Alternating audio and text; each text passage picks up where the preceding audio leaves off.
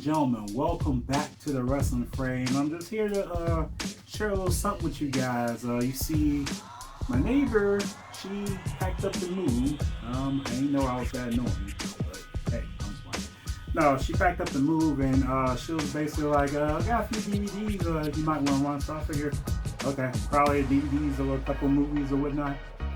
Yo, she hooked me up with 19 wrestling DVDs. So I wanted to share this haul with you guys, not in any particular order, but I want to go over exactly what I got from my neighbor, because this is awesome. Now, all ready to add to my already booming collection, which I'm not going to show y'all right now, but anyway, let's get started.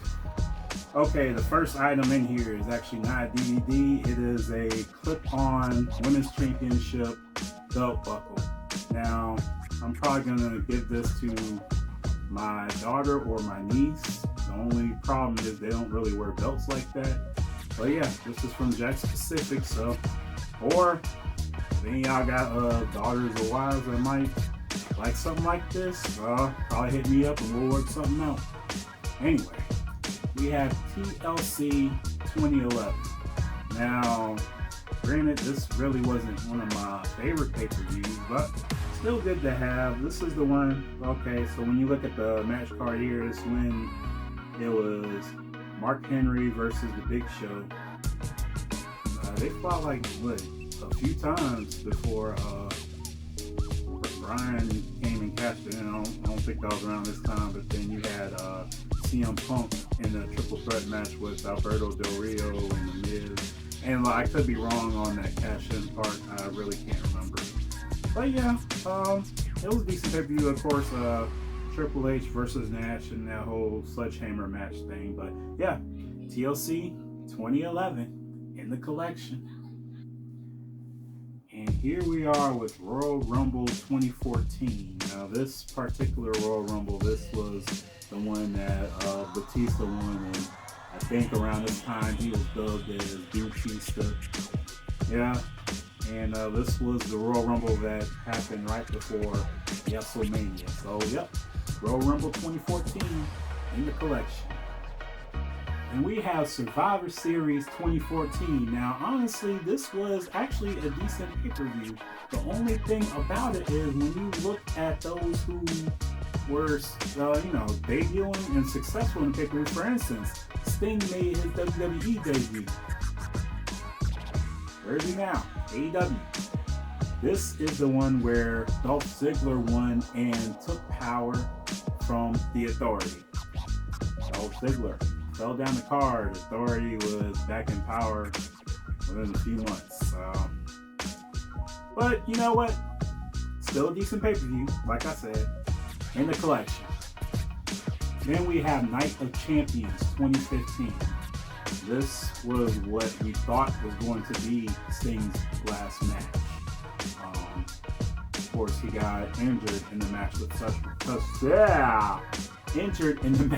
Seth Rollins at this pay-per-view. But this is when Seth Rollins was defending both the U.S. and the WWE Championship, in which John Cena won the U.S. back, and he successfully won the World Championship or WWE Championship against Sting after injuring him.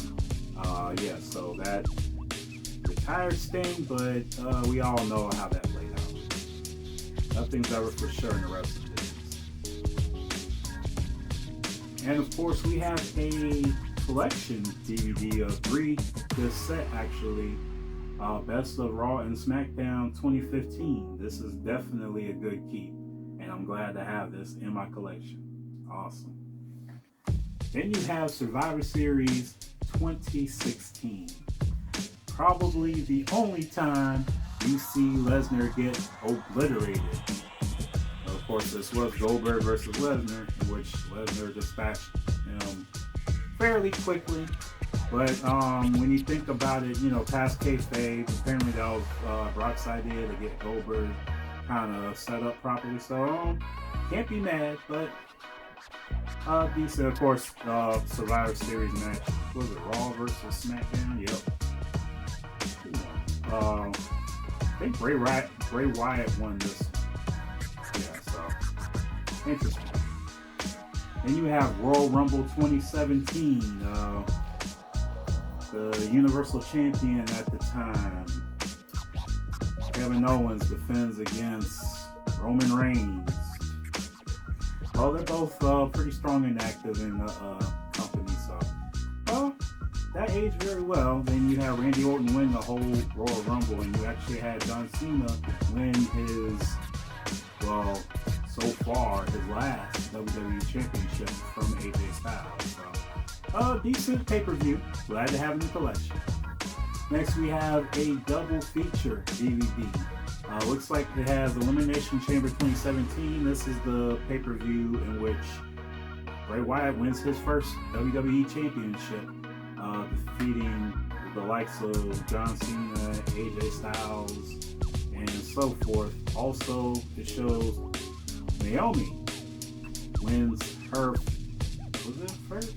I believe it was her first WWE SmackDown Women's Championship against Alexa Bliss, because I think she'll win it again come WrestleMania or such. But yes, I think this was her first championship win. So, exciting pay-per-view. Then you had WWE Fastlane. The only significance I would see here would be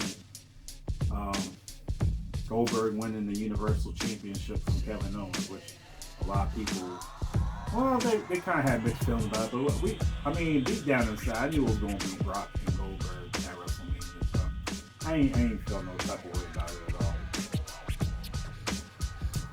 Looks like we have another double feature DVD. This one includes Payback 2017 and Backlash 2017. So Payback 2017, this looks like this is when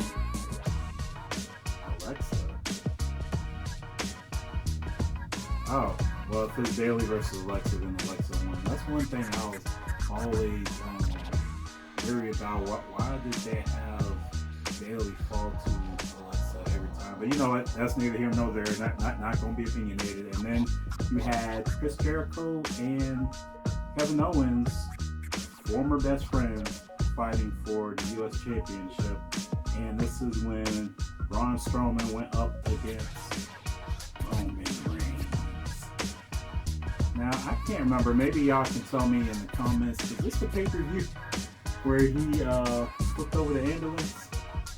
And where he did the infamous, "I'm not finished with you." I love that. The whole, everything about that. But that's neither here nor there. Then you had Backlash 2017, in which Jinder Mahal wins the WWE Championship. And I'm going to say this. I said I wasn't going to do opinions or anything, but I was not happy about Jinder winning the WWE Championship. It is not because it was Jinder Mahal and he was a jobber. It's because it was rushed. There was no proper build. And it just didn't feel natural to me. It felt like more of a business decision than a career-defining decision, and I fear that notion is going to hunt Jinder for a very long time. And yet another double feature DVD. You know what? These are actually pretty good. You save on plastic, I guess. So this was a follow-up from the Payback I just read. The most interesting pay-per-view name ever, Great Balls of Fire, and Battleground 2017, of course. This is when one of the more exciting matchups, in my opinion, Brock Lesnar versus Samoa Joe. And you had, you had Sasha Banks versus Alexa Bliss. I believe that's another one that Sasha won and dropped it 2 days later or whatever. And Braun Strowman and Roman Reigns in an ambulance match. Yeah, very interesting. Then you had Battleground, which it was John Cena and Rusev. Hero now. Rusev, they were in a flag match. And then, looks like it was Jinder Mahal and Randy Orton in a Punjabi prison match in which the Great Khali comes and does whatever. And that's the last time we see him before he gets into the Hall of Fame. But interesting nonetheless. Glad to have in my collection. Okay, so somehow, some way, she had two of these same DVDs. Same thing with the women's thing. You can hit me up. We can work something out if you're interested. Because I don't need to. Then you had WWE Stomping Grounds, and this one shows Seth Rollins going up against Baron Corbin for Universal Championship, or Baron Corbin facing Seth Rollins trying to win the Universal Championship. You also had Dolph Ziggler and Kofi Kingston battling for the WWE Championship. And Roman Reigns also faces Drew McIntyre. It was a pretty good picture, though. I don't think they ever used this name again. So it was better than Bring Balls of Fire. But neither here nor there. Collection. Then you have Money in the Bank 2018, where the Forbidden Lovers, Alexa Bliss and Braun Strowman, both win their respective Money in the Banks. I'm sorry. But, not a bad pay-per-view. It was Ronda Rousey versus Nia Jax, but then Alexa cashed in Nia and became WWE Women's Champion. So, yeah, it happened. Okay, so then we have TLC 2018. Now, I will like to say some of these aren't in order because I know this took place well before Stomping Grounds, because this actually has a match between AJ Styles and the new Daniel Bryan, and this also when Asuka won her first SmackDown Women's Championship, or her first Women's Championship on the main roster. And not that pay-per-view at all. A lot of people were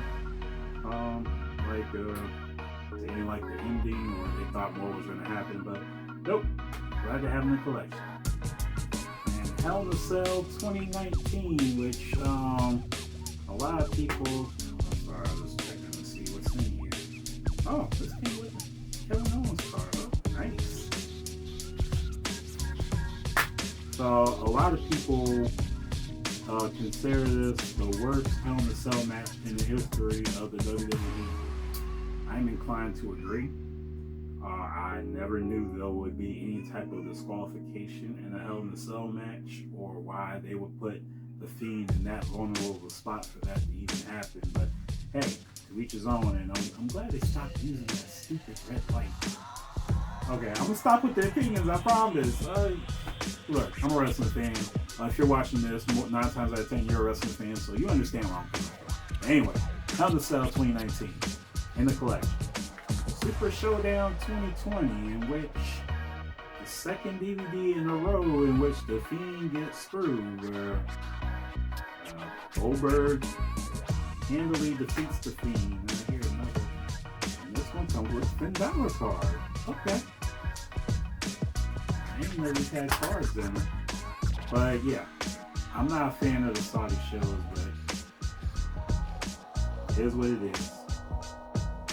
Then we have Backlash 2020, which held the greatest match ever, between Edge and Randy Orton. Not a bad match at all. Then you have the Street Profits and the Viking Raiders running around doing whatever. They were supposed to be having a title match of some sort. And this is also the pay-per-view that I'm sure Omos wants everybody to forget about, because he was a ninja. Interesting. Very interesting. Then we have WrestleMania 30. You know, this is pretty interesting because at one point I had every WrestleMania on DVD up until WrestleMania 29, and so this would have, continued on with my collection, but I stopped collecting them when it got to WrestleMania 30, because this was around the time where they were streaming pay-per-views on like WWE Network and all that stuff. It was really to the point where I'm paying for that. I really don't have a need for the DVDs right now. No, but from a collection standpoint, this is pretty good. Now, unfortunately, I sold my anthology set, which, brought it up to WrestleMania 20 or 22. But still having a collection. The person who bought it from me, I guess I'll have a little chat with him. But yes, WrestleMania 30 were WrestleMania and also the end of Taker's streak, which kind of was hard to remember. I don't. Of course, this says WrestleMania 2017, but this is WrestleMania 33, and you know, this is where you had the John Cena proposal with Nikki Bella. You saw where that went. I think you had the atrocious title defense from Brock Lesnar and Roman Reigns. You saw how that went. It was okay, pay-per-view. And another thing synonymous with WrestleMania. Okay, I was born in 1983. The first year of WrestleMania was 85. So WrestleMania happens before my birthday. So technically, whatever year that is, I'm the age that WrestleMania is. That's how I knew this was 33 and so forth. So this is the very last one. One that I wish I did have was WrestleMania 35. Not only because this happened, but it's because I was there. Me and my brother were there at WrestleMania 35, and we had a blast. But yeah, that is my DVD haul. Thank you guys for tuning in to the Wrestling Fray. And remember, this is a wrestling channel, not just a belts channel, and I'm trying to get more back into what we're known for. So, anyway, thanks guys. Don't forget to like, subscribe, share if you like. I don't know how often I'm gonna have DVD hauls because this just seemed like a once in a while type of thing. But for any other wrestling related content, Free 5 Belting It Outs, and Jimmy's probably introducing a new segment because we haven't seen him in a while. Anyway, yeah, have a good night.